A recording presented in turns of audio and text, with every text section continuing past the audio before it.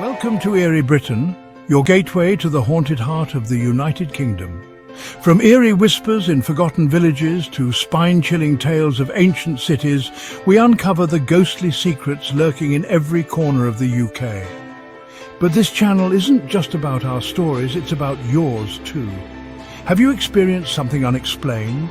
A haunting that sent shivers down your spine? Share your ghostly encounters with us and we might feature them in an upcoming video. Join our growing community of paranormal explorers. Hit subscribe and turn on notifications so you never miss a tale of restless spirits, haunted mansions or spine-tingling mysteries. Your voice matters. Comment or share your story. Let's uncover the truth behind the shadows together. So light a candle, gather your courage and become part of the story.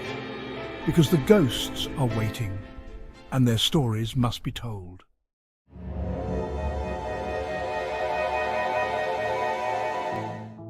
Scarborough Castle, perched high on a windswept cliff, centuries of history, a brooding presence against the crashing waves. The castle had seen it all: Roman signal stations, medieval sieges, the bloody English Civil War. Its stones were soaked in the memories of the past. Some whispers said those memories lingered. They took shape in the shadows. The wind howled around the crumbling walls. It carried the scent of salt and something else, something ancient, something unsettling. The castle stood as a sentinel, a guardian of secrets best left undisturbed, but some secrets refused to stay buried. The year was 1645. England was engulfed in civil war. Parliamentarians clashed with royalists. Brother fought against brother. Scarborough Castle, held by royalist forces, was under siege. Leading the parliamentarian attack was Sir Thomas Fairfax. His trusted kinsman, Sir Henry Fairfax, fought by his side. The siege was long and brutal. The defenders were outnumbered but determined. Then betrayal. Sir Henry Fairfax, it was said, was swayed by promises of power and wealth.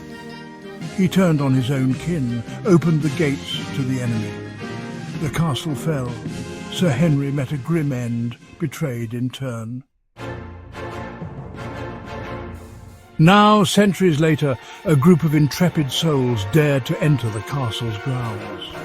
They were paranormal investigators armed with cameras and sensors. Their mission: to document the castle's haunted history, to confront the shadows that lingered. As darkness descended, a chill settled over the ruins. The team fanned out, their voices echoing in the silence. Whispers carried on the wind, whispers that sounded suspiciously like screams. The air grew thick with anticipation. Then it began.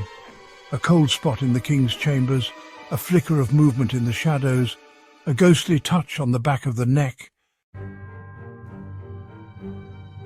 The team pressed on, drawn deeper into the castle's heart. Then, in the ruins of the Great Hall, they saw him. A figure, tall and imposing, his face obscured by shadow. Sir Henry Fairfax. The air grew frigid. The team froze, their breath catching in their throats. He spoke, his voice a low moan, filled with centuries of pain and regret. The lead investigator, a woman known for her skepticism, stepped forward. She spoke to the figure, her voice calm and steady. She acknowledged his pain, the injustice he had suffered. As she spoke, the figure seemed to soften. The shadows around him lifted. Then, with a sigh that echoed the wind, he was gone. The castle was silent. The team stood in stunned silence. The air, once thick with dread, now felt lighter, cleaner. The ghosts of Scarborough Castle had finally found their peace.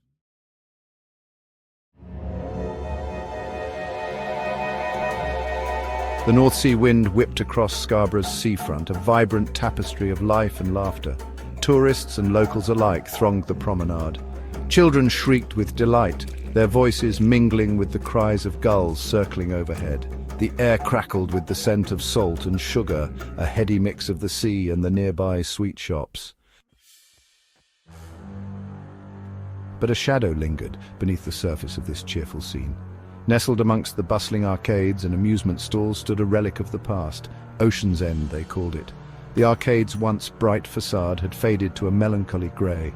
Its windows, once aglow with the vibrant colours of arcade games, were now grimy and opaque. The cheerful music that once spilled out onto the street had long since fallen silent. Ocean's End had once been the heart of Scarborough's seafront. Families flocked to its doors, eager to experience the newest games and the thrill of winning. The air inside hummed with the sounds of laughter, the clatter of tokens, and the joyous cries of victory. That was before the renovations of 1968.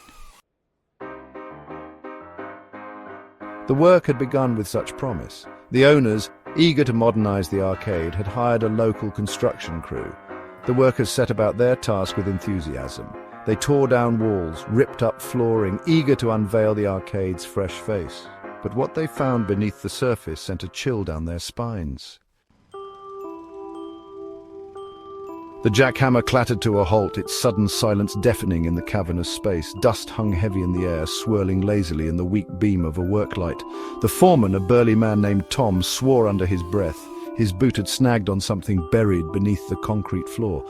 Brushing aside the rubble, Tom's eyes widened in horror. He dropped his shovel with a clatter, stumbling back from the gruesome discovery. A human skeleton lay half buried in the earth, its bony fingers curled as if reaching out from the grave. But it was the eyes that truly chilled him. Despite the passage of time, they remained perfectly preserved, staring up at him with an unnervingly lifelike intensity. The discovery of the skeletons sent shockwaves through Scarborough. Rumours spread like wildfire. Some whispered of ancient burial grounds, disturbed by the town's relentless expansion. Others spoke of darker deeds, of secrets buried beneath the floorboards of Ocean's End. Work on the arcade ceased immediately.